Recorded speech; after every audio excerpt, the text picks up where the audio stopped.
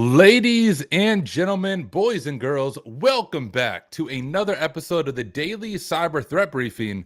My name is Tyler Ramsby. I am not the Dr. Jerry Auger, but I'm super excited to have you taking the time to hang out with me this morning. And guys, you cannot make this up. I kid you not. 20 seconds before the live stream was supposed to kick off, my microphone bugged out. I just had to unplug all my stuff in that last 20 seconds and plug it back in. So I'm looking over at Restream. I think everything is working good. If you guys can let me know if the audio or the video looks off at all, I would appreciate it. I have no idea what happened, but legit, 20 seconds before I was going to hit go live, it just said microphone disconnected and all my audio sources reconfigured themselves. But I think we are good to go. So hey, before we dive in, let me just explain to you really briefly who I am. My name is Tyler Ramsby. I am a pen tester by day.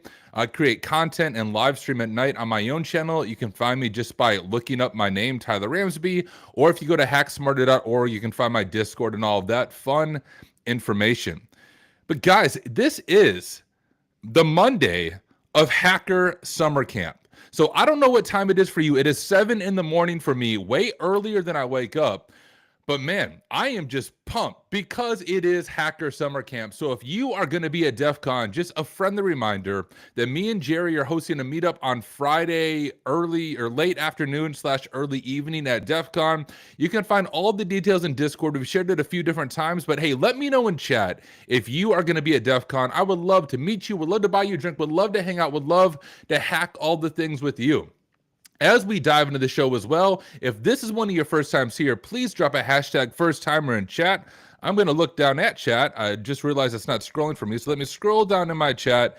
But if you are a first timer, let me know. Would love to give you a proper welcome. Also, I don't have the fancy soundboard like Jerry, so all of my sound effects are manual, but I will do the manual sound effects as we work our way through this. And now finally, if you're like, what the heck did I just stumble across on a Monday? Who is this dude with fake energy on a Monday morning? Who's talking to me? Well, this is the Daily Cyber Threat Briefing, and this is episode 933, and today is Monday, August 4th, 2026, or 2025. Geez, I'm so excited that I am living in the future, in the next year. But welcome to the show. This is a show where we shred the top cyber news. We're going to go through all of the top cyber news stories for the day, and I'm going to break them down for you. Now, to be clear, I have not prepped ahead of time. I have not looked at these news stories. I don't know what to expect. I'm hoping we don't get any stories about the devices that Jerry loves doing risk analysis for, so I'm hoping I can stay away from that. But Jerry is on his way to the airport, so I am filling in for him. But we're going to dive into the top cyber news. Before we do that, I do have some ad reads to play for you from Jerry. Now, just to be very clear, this show is made possible because of the many amazing sponsors and partners of Simply Cyber. So if you guys can do me a favor, while this video from Jerry plays, if you look at the description of this video, you can find links to all of these sponsors and all of our partners. I know this is the opposite of security awareness advice, but I want you to click all the links. Seriously, select every single link, check them out.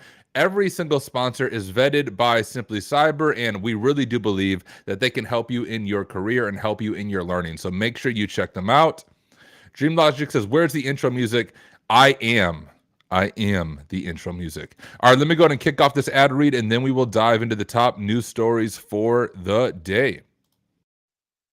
Hey, what's up, Simply Cyber? Thanks so much. I want to tell you really quickly about Delete Me. Delete Me makes it easy, quick, and safe to remove your personal data online at a time when surveillance and data breaches are common enough to make everyone vulnerable.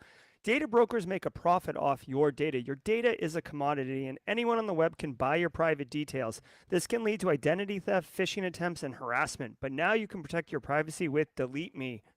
As someone with an active online presence, privacy is really important to me. I care about my kids and my wife, and while I am all about service and public accessibility, I do want to have my own privacy and choose who gets to know where my home address is, for example, especially for security of the ones that I love and am responsible for. Take control of your data, keep your private life private by signing up for Delete Me now at a special discount for our listeners. Get 20% off your Delete Me plan when you go to joindeleteme.com/simplycyber and use promo code SimplyCyber at checkout. The only way to get 20% off is to go to joindeleteme.com/simplycyber and enter code simplycyber at checkout. That's joindeleteme.com/simplycyber, code simplycyber.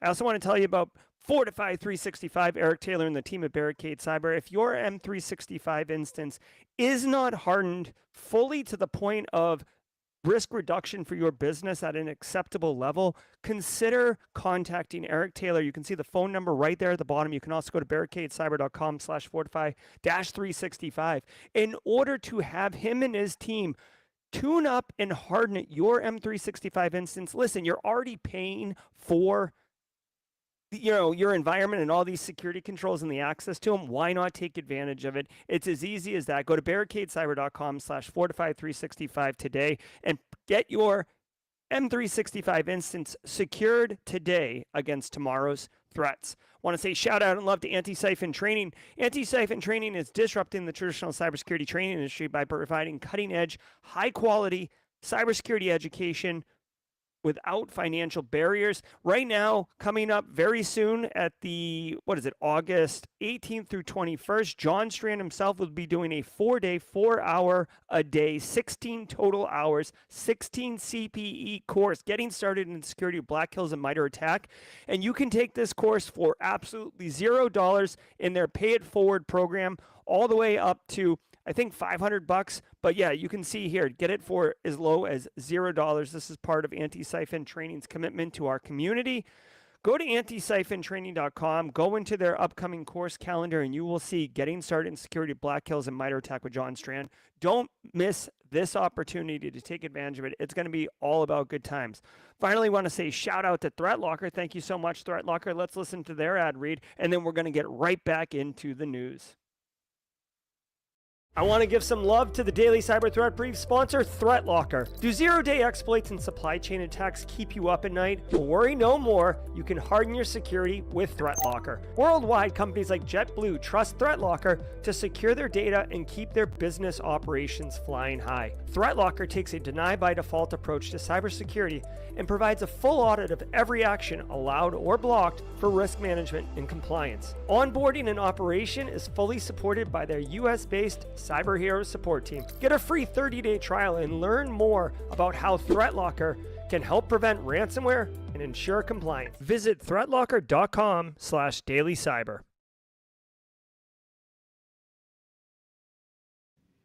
And once again, a huge thank you to all of the sponsors and partners of Simply Cyber. If you can, again, in the description of this video, make sure you click all the links. And just want to point this out, before we dive into the show, we already have a super chat. Nerman jumping in and saying, hey, Tyler, I'll be at DEF CON and the Simply Cyber meetup again this year. Great meeting you there last year. See you there. Amazing, dude. I'm super excited for DEF CON, super excited for the meetup. And thank you for the super chat and for supporting the Simply Cyber Daily Threat Briefing. But hey, y'all, now let's go ahead and get ready to dive into the top cyber news. Once again, I have not reviewed these stories ahead of time. I have no idea what to expect. The purpose of this is kind of like that water cooler conversation.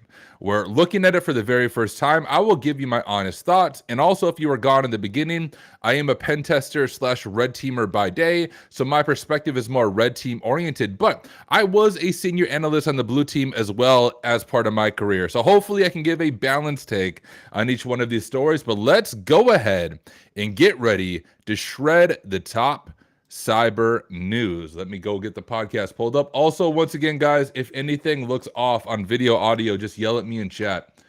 I'll try to fix it. I've had weird, odd, strange audio issues, but I got this pulled up, and let's go ahead and dive in. From the CISO series, it's cybersecurity headlines. These are the cybersecurity headlines for Monday, August 4th, 2025. I'm Steve Prentice. Akira ransomware delivers zero-day attacks to SonicWall VPNs.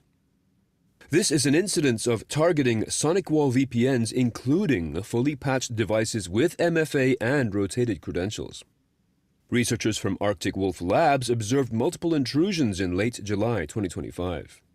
This, they say, points to a zero-day vulnerability. Their report points out that, quote, in contrast with legitimate VPN logins, which typically originate from networks operated by broadband internet service providers, ransomware groups often use a virtual private server hosting for VPN authentication in compromised environments. They recommend that organizations consider disabling the SonicWall SSL VPN service until a patch is made available and deployed. All right. Looking over at audio, volume is okay now. Or not audio, chat. All right. I'm going to assume everything's okay, that you guys are able to hear the news story. If you couldn't, please let me know. But this seems like it happens every other week. I mean, that's probably just me noticing it, but we have another SonicWall VPN exploit, and we have some zero-day attacks. Oh, thank you. So Jenny Housley just posted in mod chat, and Jolly, if I'm saying that correct, welcome to the party, pal. Just saw that you are a first-timer to the Daily Cyber Threat Briefing. Thank you so much for taking the time to hang out with us this morning or this evening or this afternoon, whatever your time zone is. Thank you for being here. Anyways, looking at this, to break down a few things. First, what is a VPN? I'm assuming you know what this is, but TLDR, if you are a remote employee, work off-site, generally your organization will set up a VPN for you so you can have a virtual tunnel into the internal environment. Now, the difficult thing about VPNs is generally the login form for the VPN is internet-facing. It's sort of difficult to have a VPN tunnel behind a VPN because you need to be on the VPN, right, in order to access it. So anytime there is a SonicWall VPN attack like this or any type of VPN, it's a big deal. Now, I don't think it even had the details of how this is happening. They just suggest it was a likely zero-day. A zero-day would be a vulnerability that is exposed while it is being exploited. There is not a known patch for it, but this is on the blue team side of things. This is where defense in depth is super important. You have to assume that you are going to be breached. And when your organization is breached, what can you do to stop the damage? What can you do to stop the impact? You see, one of the big things I do as a penetration tester is I will do internal pen test. What that means is I'll get initial credentials into the client's environment. Like they will give me low-level Active Directory credentials to have that assumed breach scenario because they know it really is only a matter of time till you are breached. And when you are breached, how can you stop impact from happening? How can you detect me in your environment quicker? So that's one of the only ways to help prevent or stop a zero-day from being exploited. You can't patch all the things because there is no patch enabled. There's no patch available right now. They say to disable the SSL service, so they must know that that's what's being exploited, but there is no patch available. So this is why defense in depth is incredibly important, and you need to have good logging and alerting in place so that not if, but when a threat actor is in your environment, how long does it take your team to detect that they are in your environment? If you don't have good logging and alerting in place, they're going to be able to hang out under the radar for a very long time. And I see this all the time when I'm doing pen tests and red team engagements, that once I get initial access to an Active Directory environment or an internal environment, you would be surprised at how much noise I have to make for the other team, for the blue team, for the organization to even detect me. It is not that hard to gain access to an environment and hang low if logging and alerting is not configured properly and it is not prioritized in the organization. So here's a takeaway. If you have a SonicWall VPN, it looks like the short-term solution was disabling the SSL service. I know I saw this on here, but I am not seeing it right now. Let's see. Blah, blah, blah. Ransomware attackers often use VPS hosting for VPN logins. That's actually another area, another indicator of compromise. You can look at the logs based on what IPs are actually logging into your VPN. Going through here. Oh, here was the patch. The researchers recommend that organizations consider disabling the SonicWall SSL VPN service until a patch is made available and deployed. So if you are using SonicWall VPN, this is being actively exploited in the wild, No, I don't want you to explain this to me, ChatGPT. Should I have it quiz me in the SonicWall SSL VPN service? But I recommend, or they recommend, disabling the SonicWall SSL VPN service until the patch is made available and deployed. So 2 takeaways. Defense in depth is important. Make sure you have logging and alerts enabled and configured properly so that you are alerted when a threat actor is in your environment. And number 2, if you're using the SonicWall SSL VPN, make sure you disable that SSL VPN service so that you do not start out hacker summer camp in a very terrible way by doing incident response. All right, let's continue through our stories. Let me hit play over here. UK legal aid program faces collapse due to cyber attacks. Following up on a story we covered last May, lawyers in the UK are warning that the cyber attack that occurred in May has, quote, pushed the sector into chaos, with barristers going unpaid, cases being turned away, and fears that a growing number of firms could desert legal aid work altogether, end quote. After the personal data of hundreds of thousands of legal aid applicants in England and Wales dating back to 2010 was stolen in the attack, the inability for lawyers to access data or get compensated for their services has led to stress and a simple financial inability to maintain their legal aid practice. This, they say, has a potential to lead to a collapse of the entire legal aid system. Showing once again the impact of a cyber attack. Did I hear it correctly that this goes all the way back to 2010? Here, let me skim through this story real quick. So in May, the Legal Aid Agency announced that the personal data of hundreds of thousands of legal aid applicants in England and Wales. What's legal aid in England and Wales? Is this just like someone from those countries? Let me know. I'm assuming this is like in the US. If you are going to court, you can have a court appointed lawyer essentially to represent you if you cannot afford your own lawyer. I'm going to assume that this legal aid is similar thing in England and Wales and that side of the world. But you have the personal data of hundreds of thousands of legal aid applications. Does it say how this happened? I actually want to open this up. I'm curious what the initial attack path was. Download significant cyber attack. Let me scroll through. Oh, you stupid paywalls. I could bypass this paywall, but I won't because this isn't part of the true story. I did this on a previous stream. There are ways to bypass these paywalls pretty easily, but I can't show you because that will probably, YouTube won't like that, and I don't want to get a strike against Jerry's channel. Come watch my own channel if you want to see me do things that potentially give strikes against my channel. But I don't see how this happened. It just says it was accessed and downloaded in a significant cyber attack. If anyone wants to look up how this happened, I would not be surprised if this significant cyber attack was simply access controls that did not exist. You would be surprised how often on a penetration test that I might find a misconfigured like S3 bucket. Now, S3 bucket is AWS storage in the cloud. There's also Azure storage blobs and GCP buckets as well. So you have there's a bunch of cloud providers, but the 3 main kings in the cloud provider space are AWS, then Azure, and then GCP. Each one of those cloud providers have ways of storing data in a storage bucket, and you would be surprised how often these storage buckets are still misconfigured. That if you see the storage bucket being used on the website, you can quite literally access it yourself via the CLI and download all of the information in a storage bucket. I'll give you one fun story. This is very much real world. I was doing some security research with a tool, I think it was GCP. And GCP is Google Cloud Platform, and I was looking into different storage buckets that were available and accessible to the public just via the internet one night because I was bored. And I'm clearly a nerd. That's what I do when I'm bored. I look for misconfigured storage buckets. I found a storage bucket that was storing driver's license and passports fully in clear text just out there on the internet. I had passports, like full passport details from multiple people across different countries around the world. I, of course, reported this to Google as soon as I found it. But like these things, although it sounds like a very advanced cyber attack that happened, I have a feeling it was likely an access control that was not configured properly. Maybe they were hosting this in the cloud and the bucket wasn't configured properly, or it was something locally that wasn't configured properly.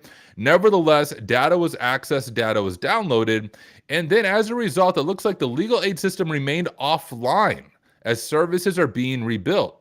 So here's where the business continuity plan is huge, right? This is where Jerry's going to be really happy on the GRC side of things. Well, not happy this happened, but GRC emphasizes the policies and business continuity programs that you need in place for when this happens. It is clear that after 3 months, if much of the legal aid system remains offline and services are being rebuilt, there was no disaster recovery program in place. There was no business continuity program in place to respond when a breach happened.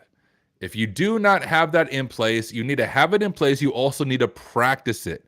You need to practice recovering from offsite backups, not just saying, hey, we have backups in place, but how long will it take you to actually recover from backups so that you can have all your systems in place and running in the case of a data breach? So I recommend digging into that as well for your own organization. And it looks like as a result, real people are being affected. We have a quote here. It's obviously really laughable, and I know a lot of colleagues were offered a very low rate. I am still doing legal aid work, but financially I am not in a good position. I've had to think about other forms of income, rely more on my partner, and I'm just not able to afford certain things that I would otherwise. Data breaches have real impacts for real people, and when organizations do not have defense in depth, do not have logs and alerts, and do not have business continuity systems in place, it's bad, and it's going to impact much more people than just that organization. So you have the lawyers, of course, being impacted. Full screen your face. No. I want you to be able to see the story. But you have, of course, the lawyers being impacted in this case. You also have the people trying to get legal aid, which, if I'm understanding legal aid correctly, these are people who already don't have a bunch of money, a bunch of finances. Other than that, nothing super interesting for this story. This is your general, hey, we got pwned. This is not good. I don't know what you mean, Phil, or Dream Logic on full screen your FACE, my face. But if anything looks off for some reason about the screen, you guys let me know. But let's continue our stories. Let me hit play over on the podcast. Nice. The podcast won't play. Let me refresh the podcast. And then it will play for us, I bet. From the CISO. Oh, why is it starting over? Come on. All right, let me see if I can find where we're at. That's lame. Aid work altogether, end quote. After the personal data of hundreds of thousands of legal aid applicants in England and Wales dating back to 2010 was stolen in the attack, the inability for lawyers to access data or get compensated for their services has led to stress and a simple financial inability to maintain their legal aid practice. This, they say, has a potential to lead to a collapse of the entire legal aid system. Luxembourg suffers attack on its Huawei systems, knocking out mobile service. As posted in The Record, quote, Luxembourg's government announced on Thursday it was formally investigating a nationwide telecommunications outage caused last week by a cyber attack, reportedly targeting Huawei equipment inside its national telecoms infrastructure, end quote. This attack affected the country's 4G and 5G mobile networks, making them unavailable for more than 3 hours, including for access to emergency services. This is because the country's fallback 2G system became overloaded. Internet access and electronic banking services were also inaccessible. Statements issued by the country's government said the attack was, quote, intentionally disruptive rather than an attempt to compromise the telecoms network, end quote, and this led to a system failure. Aeroflot. Okay. Nothing super interesting about this besides if you were in Luxembourg, this would suck. So a nationwide telecommunications outage, but it looks like the intention of the attack was not to steal data, but was quite literally to disrupt everything from what I can see here. It says they described the attack itself as exceptionally advanced and sophisticated, but stress it did not compromise or access internal systems or data. So that could mean one of two things. It could mean, one, you do have good logging in place and that they know the internal systems and data were not accessed. So hopefully that's what it means. Or it could mean that they did not have good logging in place, and according to their records, it did not compromise or access internal systems and data. Technically and legally, if they do not have logging in place and there's no evidence that the data was accessed, they can legally make this statement without getting in trouble. But it seems, based on the story, this very much was a denial of service attack. I don't know if it actually says what it was. So it said, although they avoid naming the affected supplier, they reported the attack targeted software used in routers. Paperjam added that the country's critical infrastructure regulator is currently asking any orgs using that name, Hawaii, I can't even say it, enterprise routers to contact the CSIRT. Remote denial of service vulnerabilities. There it is. So when it comes to a denial of service attack, there really are two different types of denial of service. You have just your typical DOS or denial of service, and you have your DDoS or distributed denial of service. People often mix these two terms up. So if you want to look really good on your next interview for a cybersecurity job, blue team incident response, and you're asked about a denial of service, explain to them that there's two different kinds. Now, the DOS, denial of service, is often a software bug that is being exploited in the software. So if we were exploiting whatever this router is with a software-based denial of service, it means that, hey, maybe we can send a packet, maybe we can exploit a business logic flaw that causes the system to go down. I actually have, I think, at least one CVE. I might have two CVEs. I'd have to look at my own CVE records. But I have one CVE myself that I found and disclosed that was exactly that. I was able to abuse a bug in software that caused a denial of service to take place on a platform that served as like an LMS for different government employees. Now, I could have weaponized that and attacked a bunch of government websites and taken them offline, but I am an ethical hacker, not an unethical hacker, so I reported the bug and waited to release details until it was patched. But that's a software-based denial of service, which, according to what I'm seeing in the story, I think that is what is going on here. The other type of denial of service is a distributed denial of service. That is when a threat actor has a bunch of malicious machines that they have compromised and put them inside of a botnet, sort of like a system of computers and IoT devices that they control. And then let's say that they want to take down hacksmarter.org. They would then take all of these thousands of devices and connect to hacksmarter.org at exactly the same time. And if you send enough traffic against a website, it's gonna shut it down. I mean, you think about DEF CON. If you are attending DEF CON this week, you're gonna experience a human version of a distributed denial of service attack. I am speaking at Red Team Village. I'm doing the keynote panel on Friday with my friends NahamSec and Zero Day. If you do not get in line like 2 hours ahead of time, you're not gonna get into the room. Instead, there's gonna be a long line coming out of the Red Team Village, because I experienced this myself when I was attending DEF CON, but a long line there, and you won't be able to get in because there's too much traffic trying to get into the room at the same time.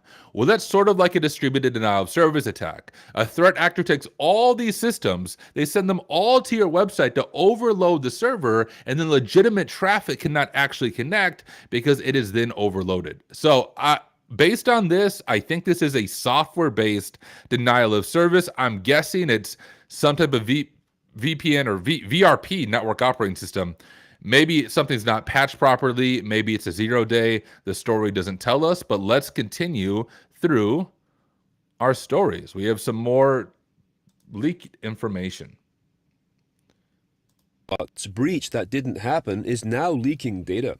What? Following up on a story we covered on July 29th, despite statements from the airline as well as from Russian internet watchdog Roskomnadzor that there is no evidence of a data leak, the Belarusian hacker group Cyber Partisans, which has claimed responsibility for the attack, has posted what it says is travel data, including flights taken and the passport number for Aeroflot CEO Sergei Alexandrovsky. The authenticity of the leaked data has not been independently verified. Aeroflot has restored services and resumed normal operations, but cybersecurity experts warn, quote, full recovery of the airline's IT infrastructure may take longer, end quote. The Cyber Partisans group says it was able to breach the airline's systems because, quote, employees used weak passwords and the company relied on outdated versions of Windows, end quote. But these claims also have not been independently verified. Well, I can tell you the claims are apparently true. So, a few takeaways. Number one, it is not uncommon for an organization to be breached, whether it's in the Russia, the US, or somewhere else, but for an organization to be breached and then deny it. Now, there's a lot of regulatory things in place now that hopefully prevent that from actually happening in many countries. I don't know what Russian laws are around reporting cyber attacks. So if anyone is Russian or knows Russian laws, you can probably provide a little more insight on this over in chat. So there are regulations in place in the US and Europe that when you have a cyber attack happen, you are supposed to legally report it and then notify the people who would have been affected by it. But in this case, we have an airline that was, I think, pretty clearly hacked, but they said, hey, we weren't hacked. So the hackers are like, okay, you weren't hacked. Well, here's the CEO's personal information demonstrating that, yes, you were hacked by this hacker group, Cyber Partisans. Now, it looks like records show details of more than 30 flights. Where did it have the attack information? I heard it in the story. Oh, here it is. Here's probably going to be one of the best takeaways for all of us, especially if you're on the blue team side of things. You're on incident response. It says they claim they were able to breach the airline systems because employees use weak passwords and the company relied on outdated versions of Windows, but these claims haven't been independently verified. Well, neither has the cyber attack itself, but the fact that they leaked the personal information of the CEO, I'm going to assume that the cyber attack has now been verified. But let's talk about weak passwords. This is something that I exploit all the time when I'm doing a typical internal pen test on an organization. You would be surprised in your organization right now how many accounts I would be able to compromise if I did a password spraying attack against your AD environment using the password summer 2025 ! Because you know, if you have the exclamation mark at the end, that clearly makes your password secure. So legit, across thousands of organizations right now, if I password spray summer with a capital S, summer 2025 ! I would be able to pwn a handful of accounts. I could then use those accounts for initial access into your environment. So if you do not have a password list of known bad passwords in place, you do have a weak password policy. Now, NIST has somewhat recently updated their password guidelines. They don't recommend password rotation, and it's for this purpose. I remember when I was first in IT, they recommended to change your password as often as you would change your toothbrush. Now, for some of you that you're like, I don't even brush my teeth. What do you mean? But for those of us who brush our teeth, that means you should change your password, every couple of months, the same that you would change your toothbrush. Good password hygiene. But now NIST actually recommends not enforcing users to change their password, because when you force users to change their password, they choose stupid passwords by default. They're going to choose the path of least resistance. That's why on many AD environments right now, I can compromise a handful of accounts by using the season and the year followed by an exclamation mark, because it's likely their organization requires them changing their password on a quarterly basis, and they quite literally just update their password to the season, the year, and the exclamation mark so they don't forget the password. I kid you not, I'm not making that up. Very much a real pathway of attack in many organizations right now. That's not a 0 day. I'm just saying, you spray that password, you're going to gain access to multiple accounts. So although it says this wasn't independently verified, I can verify from the perspective of a pen tester that many organizations in the US right now have weak password policies, and it's going to be easy to compromise them if they do not have the defense in depth in place and do not have a strong password policy to prevent those type of passwords from being set. It also says the company relied on outdated versions of Windows. Now, that's another thing I see all the time, especially on an internal network pen test, where I still might come across a Windows XP or a Windows 7 system. There's some systems that are still vulnerable to Eternal Blue on the internal network, the SMB exploit that gives me NT system authority on that machine. So although it says these have not been independently verified, I can tell you once again, from the perspective of a pen tester, weak passwords and outdated versions of Windows are a real problem likely in your organization right now. So enforce strong passwords. Make sure you're patching your systems. Do not use end-of-life systems in general in order to have defense in depth to prevent a breach from happening or to prevent a breach from having even greater impact and greater blast radius in your environment when it does happen. Toughy Cat said, I fooled Tyler because my password is summer 2025 $. Yes. I love it. And I mean, the other thing, if you do want to become a pen tester and you want to ace that interview and they ask you, hey, you have access to an internal environment, what do you do? If you talk about password spraying, make sure you make a note to the person interviewing you that you need to be careful not to lock out accounts. This is something I see junior pen testers do all the time in their first internal, that they spray a bunch of different passwords at every single account. And before you know it, they have now locked out 1,000 employees out of the AD account. So when you're doing password spraying, it's best first, get the password policy. You can do this with NetExec. Number two, see how many lockouts are available for each account. And number three, only password spray one password at every account. Don't continue password spraying because you will lock out a bunch of accounts in AD, and it's not going to be a good day for you or for the client that you're performing the pen test on. But that brings us, ladies and gentlemen, to the mid-roll. Now, I don't have the music like Jerry does, so you guys have to imagine it in your mind for a moment. Imagine the la la la's. Just everyone be quiet and imagine.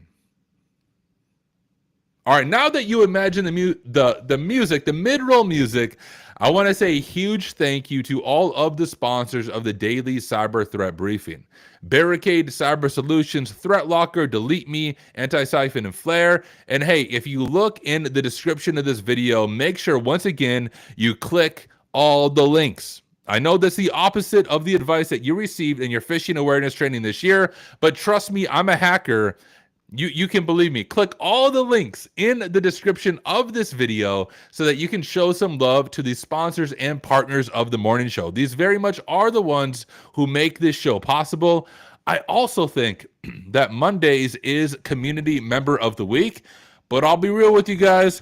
I have no idea who the Community Member of the Week is, so you're going to have to wait for Jerry to come back tomorrow to do the Community Member of the Week. The reason I'm doing the show is he had to catch a flight. He is on his way to the deserts of Las Vegas, which the last time I checked, which was yesterday, it said like the heat dome continues, and we're going to have record highs this week. So if you are not going to Vegas, one area to stop you from missing out is just remember in Vegas all this week, the temperature is between like 108 to 112 degrees Fahrenheit. That is freaking hot. So Jerry is on his way to a desert. I don't know how people live there year round, but I'm guessing he will do the Community Member of the Week tomorrow. So if that's you, I'll just give you an early congratulations on being the Community Member of the Week for the week of Hackers Summer Camp. You are awesome. But once again, thank you so much to all of our sponsors. I want to give you one more sponsor. All right, they don't actually sponsor this, but they are part of Simply Cyber. If you have not checked out Simply Cyber's Academy, you need to take a look. Simply Cyber's Academy is where we have a bunch of affordable, hands-on courses covering both pen testing and GRC. And the latest course by my friend Michelle Kahn is amazing. It is OSINT for pen testers. OSINT is open source intelligence. So if you want to know how a pen tester does OSINT as they prepare for a phishing engagement or as they prepare for a network pen test, or how you can just learn more about how threat actors find your information through public information on the web, you need to check out Michelle Kahn's course, OSINT for pen testers. If you use, I believe, the code EARLYBIRD20 on checkout, you can get it for $20 off. Let me go ahead and drop a link in chat. Academy.simplycyber.io to the Academy. See if that pulls up on the screen. So academy.simplycyber.io. I realize it's blocking my face, but that's okay. Make sure you guys check that out. I also have 3 courses on there if you want to check mine out. I have an AWS hacking course, a hands-on phishing course, and an intro to hacking methodology course. We have a hacking AD course and a bunch of GRC content as well. So make sure you guys check that out. Marcus Kyler just said, the dry heat is okay. No humidity, so 110 feels like 85. I disagree.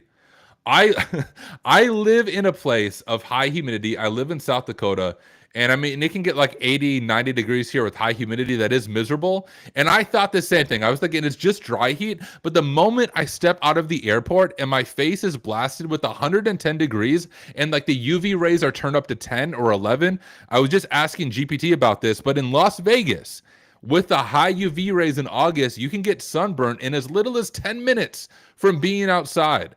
It may be dry heat, but I can tell you this, it feels like you're in an oven. It is an absolutely terrible, miserable experience.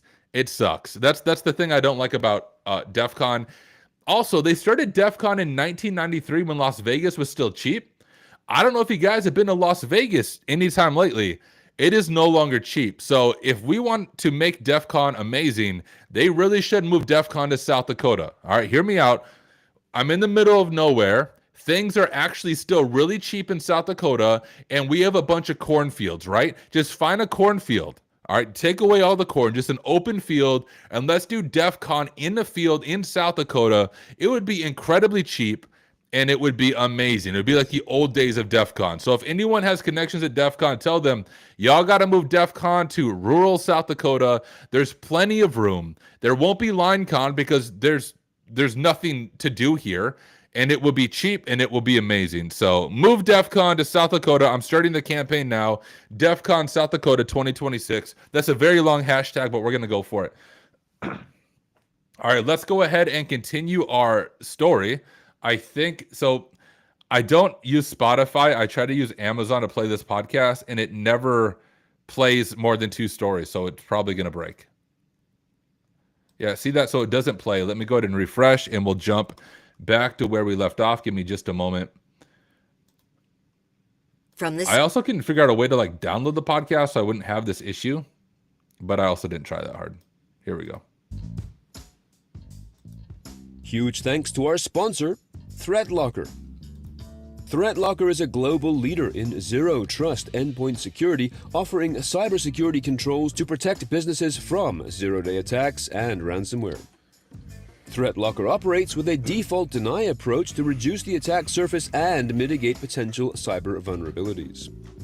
To learn more and to start your free trial, visit threatlocker.com/CISO. That is THREATLOCKER.com/CISO. Cursor's AI coding agent morphs into local shell with one-line prompt attack. According to researchers at AIM Labs, a data poisoning attack affecting Cursor, an AI-powered code editing software, could have given an attacker remote code execution privileges over user devices. The flaw was reported to Cursor on July 7th, and a patch was sent out the next day. However, all previous versions of the software remain susceptible. This vulnerability has a CVE number and occurs when Cursor interacts with a model contest protocol server that helps the software access a number of external tools, including Slack, GitHub, and other databases used to develop software. Quote, through a single line of prompting, an attacker can influence the actions of Cursor, which has developer-level privileges on host devices, in ways that are nearly silent and invisible to the user. End quote. Social engineering. All right, AI getting pwned as usual. Let me explain a few terms because this story doesn't explain it. So number one, we have a data poisoning attack. My friend Tobias is actually going to be speaking about a data poisoning attack at DEF CON on main stage. Of course, all the details of his talk are not known, but it's going to be similar to this based on the previews that he mentions over on DEF CON. It's not remote code execution, but it is a different form of data poisoning. Matter of fact, and I actually don't know if this still works, but this is public, so I'm not sharing anything I shouldn't be sharing. But if you go out to Microsoft Copilot right now and ask it, is DEF CON 33 canceled? It will actually tell you, yes, DEF CON 33 has officially been canceled, and not in the tongue-in-cheek way, as in years past. And that's because he poisoned the AI model to give that response when you ask that question. So a data poisoning attack is a big issue when it comes to AI models and how they process data and how they run tooling. Another term, well, Cursor, you probably heard of Cursor. Cursor is a software that allows you to use AI to help code applications. This is where vibe coding comes from. Unlike other people, I'm not a huge hater on vibe coding, at least if you're a hacker like me. So like what I do as a pen tester is I don't generally make programs, but I'll make scripts and I'll do a little bit of tool development. My tools themselves, I don't really care if they're secure. They're generally, I'm using it for one purpose. It's not something being deployed anywhere. I'm just trying to do like a brute force or password spray attack, something like that. So all I need to do is code together a really quick Python script to do that. When you're using Cursor exclusively though, as a programmer in your vibe coding, you will have bugs, you will have vulnerabilities, I promise. Cursor and other AI tools, in my opinion, do not replace developers, but they're a force multiplier. What that means is a good developer using Cursor can do the work of maybe 100 developers. But if you don't know how to be a developer and you use Cursor, you'll just do the work of a few really bad developers, and you're going to have really bad vulnerabilities in your code base, more than likely. Oh, Copilot, no. So maybe they patched it over on Copilot. Thank you, FedEx. But the other thing, the other term I want to explain is a model contest protocol server, or an MCP server. An MCP server is just a way of giving the AI agent access to different tooling so they can interact with things externally. Now, I've actually made one MCP server. Maybe I've made two. I made one for sure. It's not public. It's internal only to my organization. But I made an MCP server for the purpose of AWS pen testing. So what I did is I created this MCP server, and then I have tooling built into it that gives the AI agent access to tools like Paku and the AWS CLI and Prowler and PMapper. If you know AWS pen testing, you'll recognize those terms. And the way it works is I can use the ChatGPT OpenAI API key. I plug it into my MCP server, and it gives the agent access to that tooling. I actually was able to get the agent to autonomously solve Cloud Goat and AWS pentest situations without my help. Just by giving it the tooling and saying, hey, here's the end goal, here's what I want you to do, it does all of it on its own. So that's the power of MCP servers. But the weakness of MCP servers is you are giving tooling to an AI agent. And it also can grab information from other applications in your environment. So it looks like what they did is they had a single line of prompting, so a prompt injection or poisoning attack within Slack that abused the AI agent plus the MCP server to get remote code execution at developer level privileges on host devices. I don't know if that means admin level, but developer level privileges on host devices in ways that are near the site and invisible to the user. Outside of that, those are my quick takeaways. If you are using AI in your environment, that's fine. Everyone by now, maybe I shouldn't say everyone. I should never make statements like that. Most people by now are likely using AI, but from a policy standpoint, you do need policies in place to educate users on the proper way to use AI and the proper way not to use it. Like they shouldn't be feeding sensitive customer information into AI, and you need to have data loss protection policies in place to prevent data going out of your environment that is sensitive. So just keep that in mind. AI is a good tool. It can be a force multiplier for good, but when it's misused, it can also be used to pwn your organization. So make sure it's configured well. Make sure you have good policies in place. Make sure you're educating end users on the proper way to use AI. Oh, that's actually really interesting, Phil. So Phil Stafford said this over in chat. He said, remember, MCP is sold as USB for AI, which is sort of what it's like.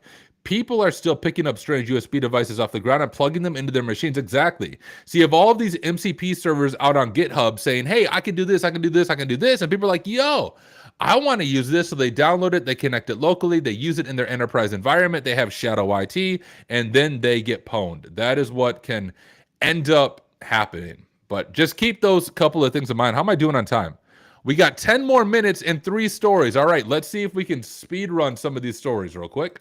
Engineering attacks surged this past year, says Palo Alto Networks. The company's Unit 42 division said in a report that for groups as diverse as... What? That's where Casually Joseph is.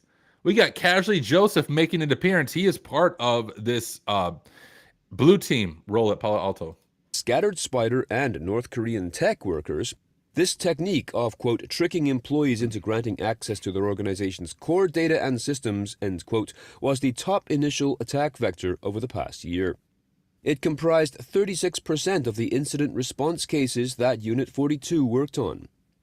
This report includes data from more than 700 attacks ranging from small organizations to Fortune 500 companies. Nearly three-quarters of these attacks targeted organizations in North America. They must have taken my course. I apologize, guys. But on the real, if you have an organization, you need to make sure you are planning for social engineering attacks. I do far too many pen tests where social engineering is out of scope for the engagement. But if you want to get a real feel for what a threat actor is going to do to your environment, you need to test social engineering engagements from the perspective of a pen tester or a red teamer. Let me give you a snapshot of how I've done this in the real world. Of course, ethically. This is not me as a threat actor. This is me as a pen tester. But I would call the help desk. I just saw Justin Gold in chat. So let's imagine I call the help desk and I say, hey, hi, this is Justin. How can I help you? I don't say anything. I hang up the phone and then I say, okay, thank you. I am now Justin from the help desk. Then I spoof the internal help desk phone number and I call an employee and I say, hey, this is Justin from the help desk. Just wanted to follow up on an email we sent you about resetting your password. We noticed some suspicious activity on your account. Did you receive that email? The employee, of course, is going to say no because I haven't actually sent them an email. And while I'm on the phone with them, I'm going to spoof their domain or have a domain lookalike, and I'm going to send them an email from the help desk. And then while I'm on the phone with them, I'm going to walk them through going through the email. When they click the little button to reset their password, it's going to bring them to a cloned login page, or maybe I'm going to do an invisible proxy to the real login page. They're going to log in with their current credentials. I am then going to steal their username and password, or I'm going to do the invisible proxy and steal their session token after they input MFA. So even if you have MFA in place, a good attacker, which I know is an oxymoron, but a skilled attacker can then steal your session token after you input MFA, bypass MFA, and gain access to your account. Now, I'm a firm believer that the best way to stop an attacker is to be able to think like an attacker. So I actually made an entire course on this. I'm going to drop a link real quick. Simply Cyber, you can see it right here. Real quick self-promotion, but if you want to see how these attacks work in the real world, I have an entire course that will guide you through like creating a full lab environment, how to do full phishing campaigns, how to use evil jinx to bypass MFA, how to do telephone spoofing, all of that stuff. Once again, not for the purpose of Threat Actor Academy, but to teach you how to do this as a pen tester or a red teamer, or if you're on the blue team, the best way to stop an attacker is to be able to think like an attacker. So I just dropped that in chat. I love it, Alex. Yes. I'm clearly, my part-time job is for Scattered Spider. I'm just kidding, FBI. I don't really work for them. But I do very similar attacks when I'm doing pen tests, because for an organization to know, hey, are we vulnerable? I have to be able to emulate these APTs such as Scattered Spider and do similar attacks so that the organization knows what they need to do in order to be prepared for the attack. So interesting story, and it did give me an opportunity to, promote my course from Simply Cyber Academy. So I'm going to call that a win. Let's continue our stories. China accuses Nvidia of allowing alleged backdoors in H20 chips. Nvidia H20 chips are, quote, AI GPUs tailored for the Chinese market based on Hopper architecture, end quote, delivering strong AI performance but with, quote, reduced features to comply with US export controls, end quote. The challenge from China comes just after the US lifted an export ban allowing Nvidia to resume chip sales in China. China's Cyberspace Administration, quote, summoned Nvidia on July 31st, 2025, over security concerns tied to these H20 chips, with US AI experts claiming the chips have tracking, location, and remote shutdown features, end quote. China is now demanding some answers. Well, I mean, it's the same exact thing the US would have done. We need to recognize, if you don't already, that there is a war going on between different countries that is invisible to most of us. Cyber warfare is a very real threat. Cyber espionage is a very real threat. and countries rightly have to be on their guard. Now, if you live in the US, you likely hear stories from the perspective of, hey, we have this product in the US. It is a national security issue. We need to shut this product down. We need to stop these backdoors from happening, et cetera, which is true. We do need to stop that, but we also need to recognize the United States has their own cyber espionage arm that is doing similar attacks to other countries. Now, whether or not Nvidia has backdoors into this, I have no idea, but I will just say China questioning Nvidia is the same thing the US does to organizations like DeepSeek. We're wondering, hey, where is this information going? Who is processing it? What access do they have to it? So China is simply turning the tables and asking the same questions about Nvidia, a US-based company. Now, if we look at this, it says, if we scroll through here, China's Cyberspace Administration summoned Nvidia over security concerns tied to its H20 chips. So it says US AI experts claim that the chips have tracking, location, and remote shutdown features. So they have the features. So China's like, hey, if you have the features, are you using this for espionage? I think a valid question from the perspective of China. I don't know the answer. I don't know if they actually are, but I think they're totally within their right as a sovereign nation to ask these questions about the Nvidia chips, just like the US has the right to ask these same questions about products created in China that potentially have backdoors in them. So this is just a glimpse at the cyber warfare going on that you and I often aren't privy to, but this is happening all the time from different countries. It's not that one country's a good guy and one country's a bad guy. All the countries in their own way are sort of bad guys trying to attack other bad guys, trying to perform cyber espionage. Of course, you think your country's the good guy, but all of our countries have brokenness and ways that this is being used and misused and abused. But unfortunately, this is warfare in 2025, and it's something that we have to be aware of, especially if you work within critical infrastructure and organizations like that. We have one more story, and I'm almost at the top of the hour. We have 4 minutes. Let's go ahead and knock out this last story. And of course, for the last story, the freaking podcast doesn't want to play, so give me just a second. From this I'll bring us back to where we were just at. We'll go right about here. Some answers. Microsoft Recall still captures images that it shouldn't. Of course. Research conducted by The Register states that Microsoft Recall, the infamous AI app that takes screenshots of users' PC activity, is still screenshotting sensitive information such as credit card numbers, despite promises not to do so. The setting entitled Filter Sensitive Information, which is enabled by default, is supposed to avoid capturing personal data such as credit card numbers and passwords. However, tests conducted by the register's staff show that not only does the filter frequently fail, there is, quote, no way it would know to avoid potentially damaging entries in your web history that you would rather keep private, such as things related to your medical history, end quote.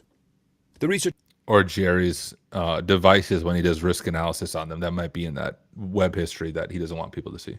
Researchers add that the screenshots that Recall takes are available to anyone who has a user's PIN number, even via remote access. Remember to register for this. Well, in totally not news, Microsoft sucks as usual. Use Ubuntu, not Microsoft. But I know most of you have to use Windows because of your job, so you're forced to use Windows. Microsoft Recall, I don't know who thought this was a good idea. I feel like a pen tester like me developed Microsoft Recall and then sold it to Microsoft and was like, okay, thank you, Microsoft. Now the next time I do a pen test and I'm able to compromise a workstation, I can then use Microsoft Recall as my tool to pull up all of the sensitive information about the employee and then get deeper access to the organization. Now you might think, well, Microsoft Recall isn't enabled on enterprise devices. I don't actually know if they are, but let's imagine for a moment that experiment. It's not enabled on the enterprise device. Well, far too many employees access work information from their personal devices. So imagine I compromise their router at their home that they bought 20 years ago that's super outdated. I compromise that as initial access to their home network. I then pivot to their workstation. I compromise their workstation. I then abuse Microsoft Recall to pull down all kinds of sensitive information about their job and their workplace, and I use that to either target their work or blackmail them. Microsoft Recall is just a terrible, terrible, terrible idea. It should not exist. It should be the downfall of Microsoft. Seriously, migrate to Ubuntu if you can. Migrate to Linux. Linux is much more user-friendly than it used to be. I promise. I'm using it right now to create this entire show. I use it for all of my live streams. I use it for my day-in-day work. If I can do it, you can as well.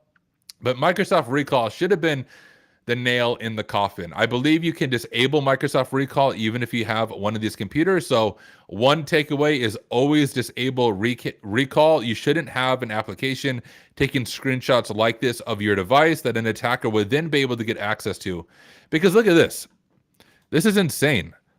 Just as bad, the screenshots Recall takes are available to anyone who has your PIN number, even via remote access. That's insane. I mean, I can imagine how well a scammer can use this. I mean, clearly I am a scammer, so I can imagine how well the scammer can use this, that you call someone, you do simple social engineering, you get their PIN number, you access their screenshots, you use that for blackmail, you use that as initial entry point into an organization. That's insane. Another thing, I like to create labs. So I've created some of the official Try Hack Me challenge machines. I created CyberLens, Silver Platter, and Hack Smarter Security. You know what would be a really cool CTF machine? Someone can steal this idea from me and run with it. But if you created a CTF machine where initial access was abusing Microsoft Recall and finding like a password or sensitive information in the screenshots, and you use that for initial access into an environment, that would be a really cool and realistic attack path to demonstrate why Microsoft Recall is a bad idea. So interesting stuff here. There's been a lot of news stories about Microsoft Recall. It looks like they try to prevent it from including sensitive information, but you can see it is very much mixed. Password blocking is mixed. Credit card information is mixed. Here's screenshots in a notepad full of passwords. Very much a treasure trove for a pen tester or a threat actor who gains access to a user's workstation. But ladies and gentlemen, we are at the top of the hour. That concludes the daily cyber threat briefing. But don't leave yet. We are now going to go into Jawjacking. Jawjacking is a time where we take 30 minutes and I do Q&A. So if you have any questions about the news stories from today, questions about pen testing, questions about cybersecurity, questions about careers, questions about life, you will be able to ask those questions. I'll do my best to answer as many as I can. But if you were just here for the daily cyber threat briefing, you have to go on with your workday. Thank you for taking the time to join the live stream. Or if you're watching this after the fact, which is usually when I watch it, because generally this show is way too early for me. If you're watching this after the fact, thank you as well for you to take time out of your day to stay up to date on the latest news and to hanging out with me for an entire hour. Thank you. But let me go ahead and find the Jawjacking intro. Thank you guys for being here. We'll switch over to Jawjacking now. Ever wonder what it takes to break into cybersecurity? Join us every weekday for Jawjacking, where industry experts answer your burning questions about the cybersecurity field. Live, unfiltered, and totally free. Let's level up together. It's time for some Jawjacking.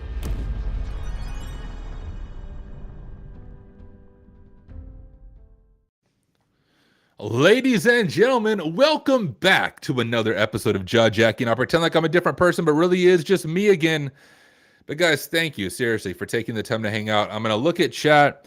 If you have any questions about careers, pen testing, blue team, even GRC, I might be able to answer those. But any questions you have, let me know, and I will answer them. Make sure you preface your questions with a Q. That helps me know that it's actually a question, and so that I don't miss it. I'm just going to scroll up in chat. Make sure I'm not missing anything. We got Phil Stafford with the hashtag Simply Scammer. That is going to be my new website, Simply Scammer. I will scam you out of your money with my courses and memberships and teach you how to do phishing stuff. All right, let me scroll through chat. Ubuntu. Okay, so this is one of the weak areas of Ubuntu, to be upfront with you. Ubuntu still isn't great for gaming depending on the game. Ubuntu itself is well configured for gaming, but certain companies, I'm looking at you, EA, like Battlefield and stuff, they have now enforced kernel level anti-cheat, and many of those companies require you to use Windows in order to use the kernel level anti-cheat. You can enforce it on Linux, but it's Linux, so it's easier to bypass. So I do have a Windows partition on my personal computer. I only use that Windows partition when I game. So that is one weakness of Ubuntu and Linux in general. It's getting a lot better with the Steam Deck OS and those kinds of games. Like many of the games are now Linux native and you can play them, but I'm a huge fan of the Battlefield games. And so I try to make the full switch to Ubuntu for gaming, but I couldn't play the Battlefield. I could play the Battlefield games, but it was while I was doing that they began enforcing the kernel level anti-cheat, which essentially broke Battlefield for any Linux user. So I broke down and installed Windows as a partition on my personal computer. So just keep that in mind if you want to switch over to Linux. All right, I'm going to scroll through chat. I woke up early just to hear the goat's voice. Thank you, Alex. I appreciate the kind words. You're amazing. So Face Doyle jumping in with a really good question. It's not a dumb question. But he said, not sure if this is a dumb question, but you mentioned when doing pen tests, sometimes social engineering is out of scope. Why would they exclude it given its effectiveness? They exclude it for a few different reasons. Number one is the impact it can have on employees. Social engineering can be very invasive to an employee's workday. I mean, when I do a social engineering campaign, I am calling you on the phone and I am essentially tricking you or deceiving you to get you to give me your personal information. And employees can feel like that's adversarial, I mean, for good reason. And the organization leaders don't want to upset employees for the yearly pen test. So that's part of it. Another part of it, on the reason it is out of scope, I had a second reason, but I'm blanking on the second reason. But that's the main reason.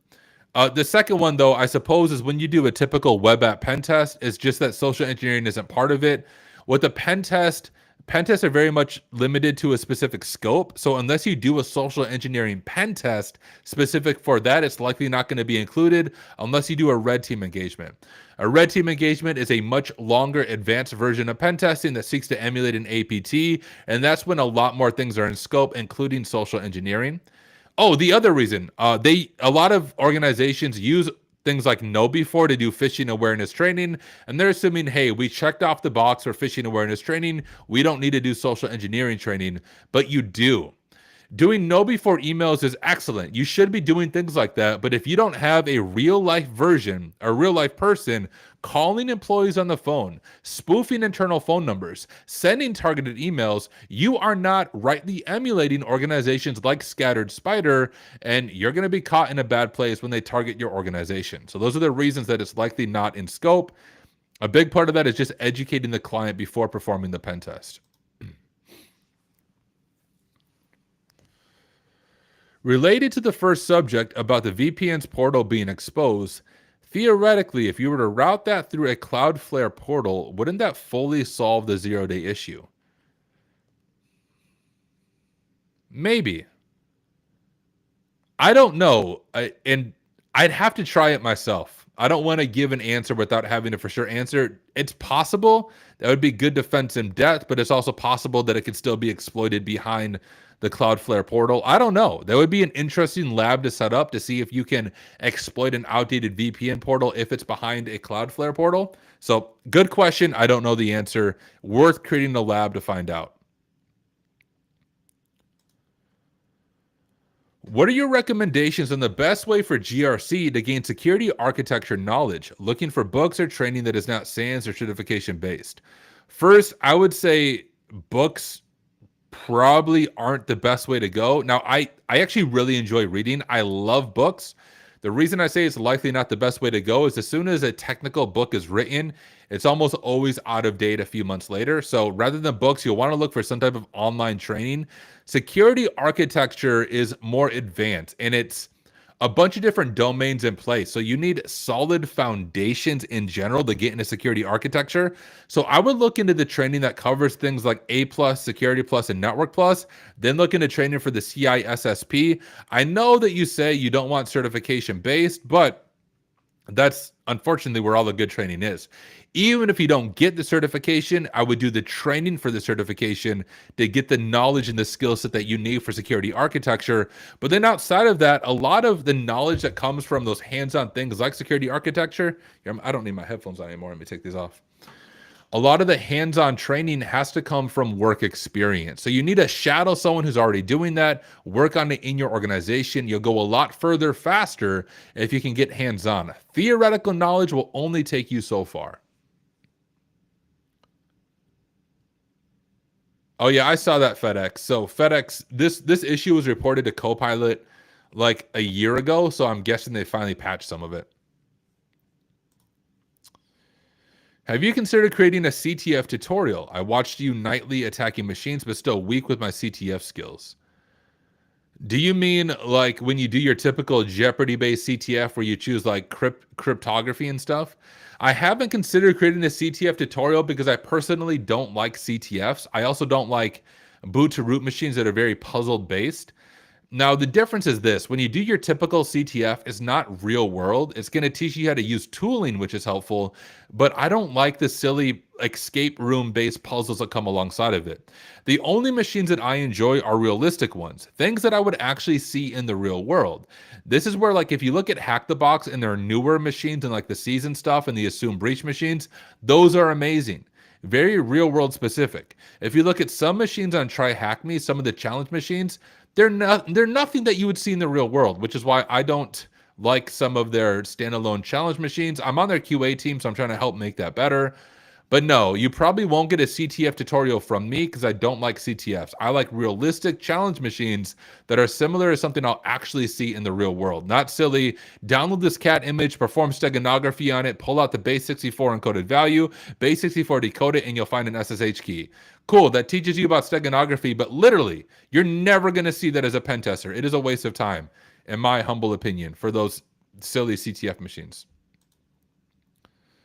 What does it mean to disable SonicWall SSL VPN? Will users still be able to remotely connect to the VPN? I'm referring to the first news item for today.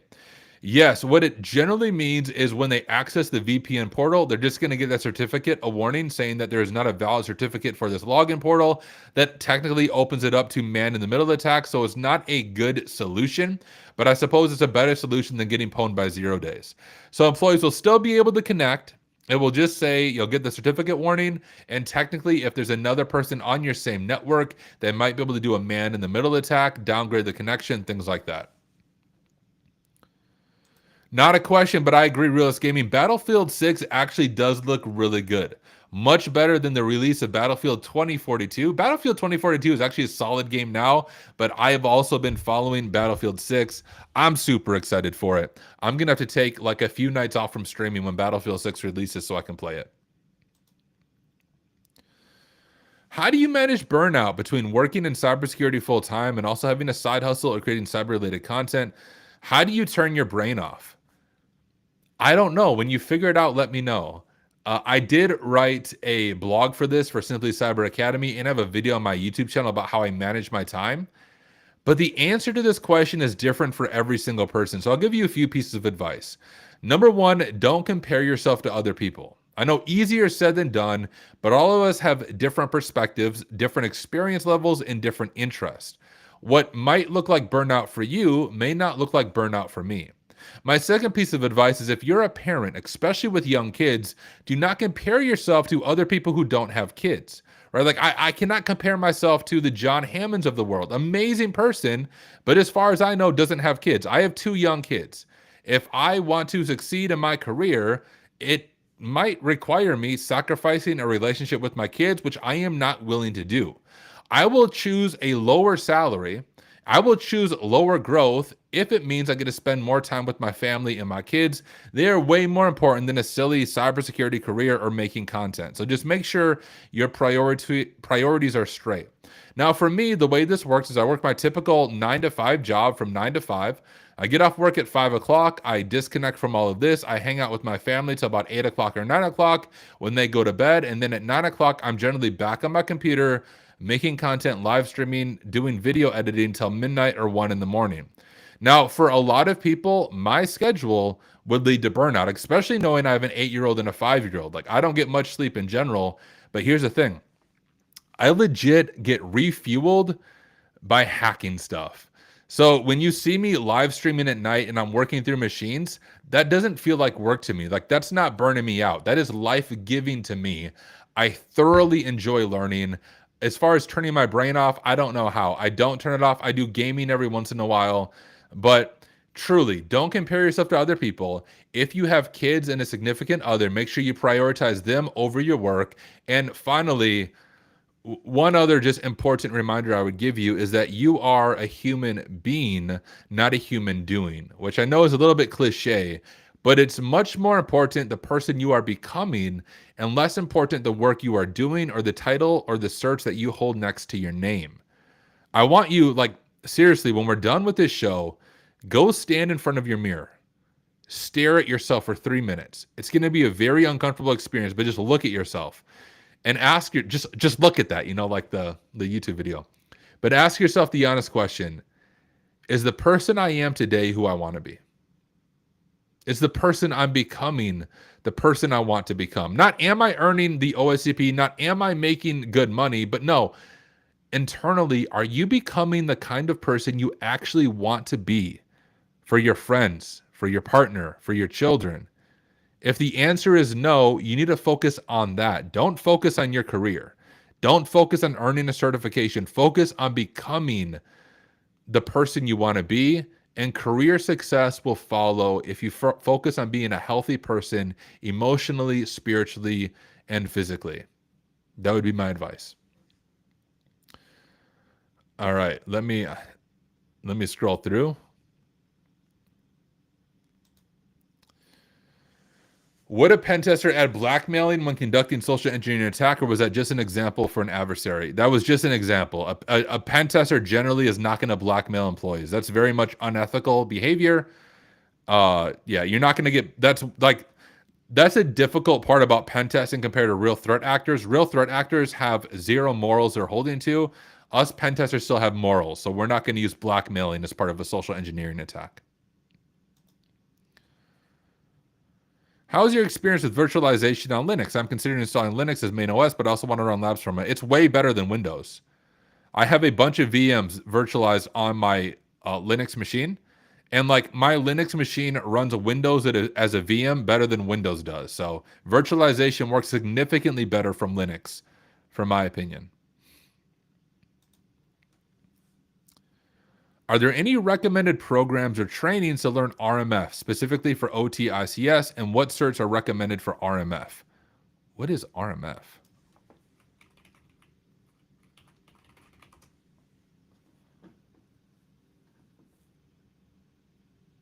Is it NIST? I don't even know what RMF is. Is it like Robot Fleet Management? Too many acronyms. But I'll just say I don't do anything with that, so I can't answer your question. I have no experience with that, so I don't know. What year did you first attend DEF CON? Well, this will be my third DEF CON, so do the math. I haven't been there long, but this will be DEF CON number 3 for me this week, and I'm pumped for it. I'm currently a cybersecurity project manager, looking to widen my skills in development, pen testing skills. What would you recommend to get started? I'm currently taking a Udemy Linux course. First, I don't recommend Udemy. The reason I don't recommend Udemy is like literally anyone can make a Udemy course, and the quality of many of them sort of sucks. So instead, I would recommend a platform like TryHackMe. They have a very well done introduction to Linux path in their cybersecurity 101 path. And I think many of the rooms are free. So that's what I recommend. Start with TryHackMe to get that good foundation underneath you. I have some courses as well in Simply Cyber Academy. There's an introduction to hacking methodology course that you might find really helpful over there. But truly, just TryHackMe or a course like from Simply Cyber Academy is what I recommend. Hopefully your Udemy course is going well, but just like those people aren't vetted. Anyone can make a Udemy course, so the quality is very much hit and miss over there. What are your thoughts on Tenable vulnerability management for use in a K-12 environment that currently does not have a SIM yet? I mean, absolutely use it. When I was a senior analyst on the blue team, that we used Nessus in order to find vulnerabilities and manually patch them. We did have a SIM as well, but anything is better than nothing, right? And I know in the K-12 environment, you don't have access to a lot of money. So if you have access to Tenable Vulnerability Management, go ahead and use it. If you don't have a SIM, that is one weak area. There's some open source alternatives you can use. But my thoughts are, yes, use it, experiment with it, grow with it. You'll learn some stuff. I have not read the Dresden Files, no. All right, let me scroll through.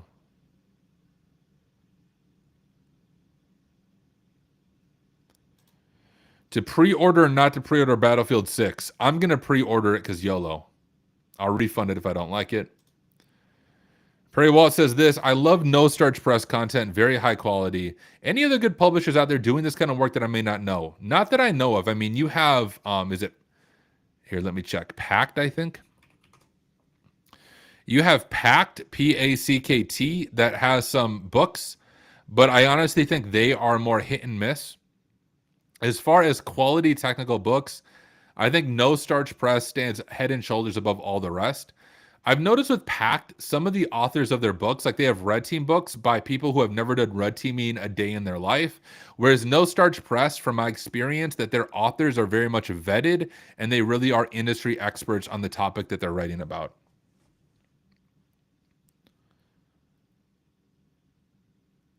All right, let me scroll through. Is Pact solid? Okay. Justin Gold says Pact is also solid. So there you go.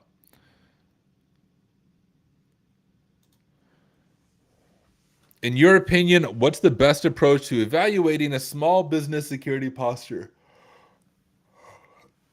I don't know if I can give an answer to that, because that question, there's so many variables that I cannot give you a good answer to without knowing all of those variables, such as what industry you're in, what assets you have in place, all of those kinds of things, and also what you mean by a small business. I would say if you're truly a small business, like 1 or 2 employees, just having good defense in depth will take you a long way.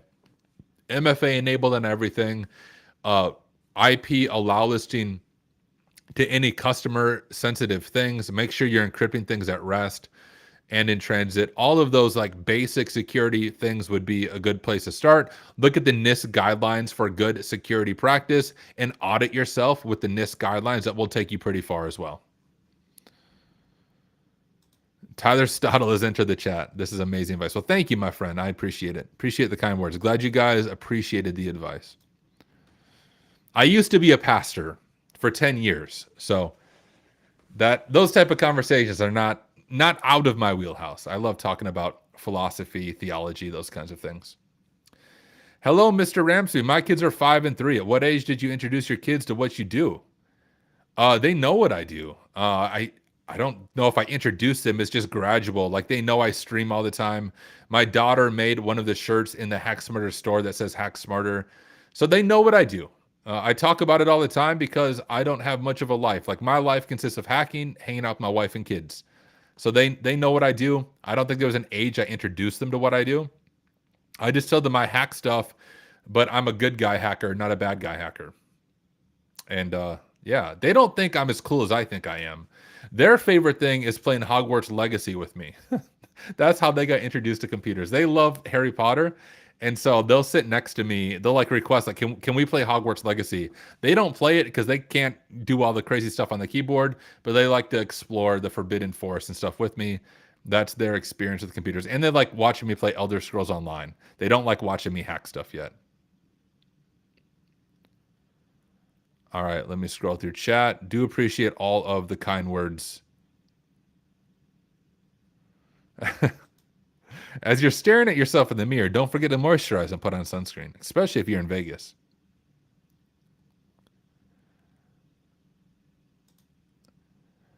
Tyler, I will have to see what I did wrong. I have Lubuntu running. I will see if I can get VirtualBox going. The other Linux versions, I couldn't get the hypervisor to work. I've never had any issues myself with that.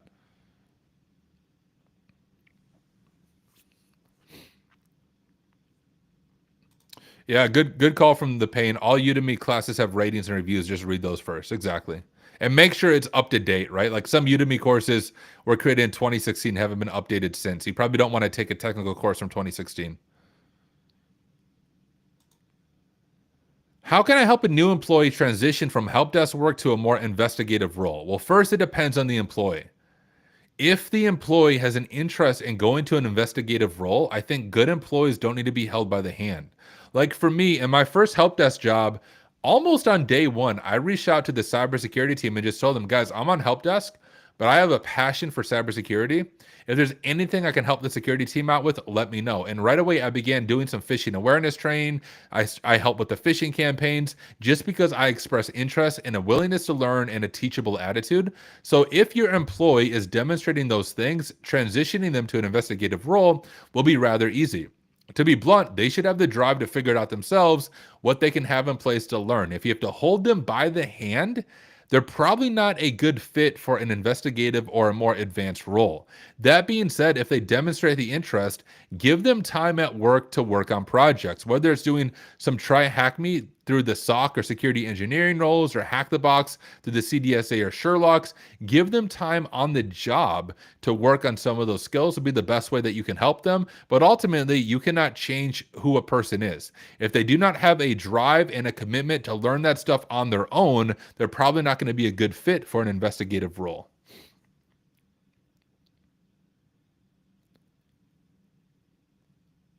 Do I like pew-pews?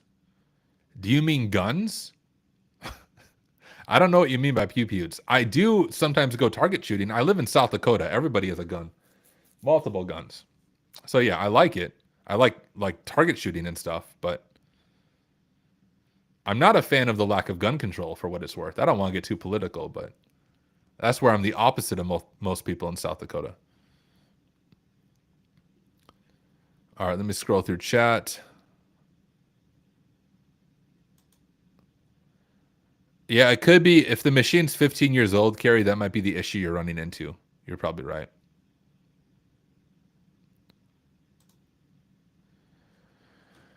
Between QEMU and KVM, what's your preferred virtualization for Linux? I've just been experimenting with QEMU, and I've really enjoyed it. QEMU, my understanding, and I think KVM as well, they actually use the host GPU for things. So I just started using QEMU. Usually I use VirtualBox, so QEMU was still new to me. And so I don't have a good answer besides try them all and see which one works best for you. All right, a few more questions, and we're almost at the top. Well, not the top, the middle of the hour. We're almost at 8:30 Central Standard Time. I have to start my workday, so a few more questions, maybe two.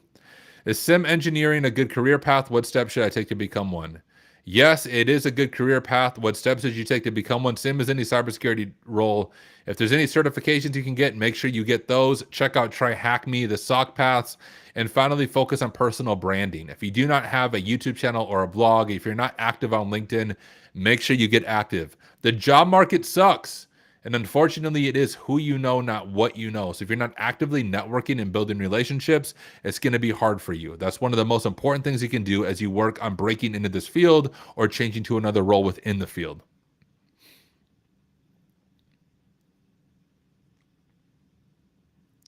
All right, let me scroll through.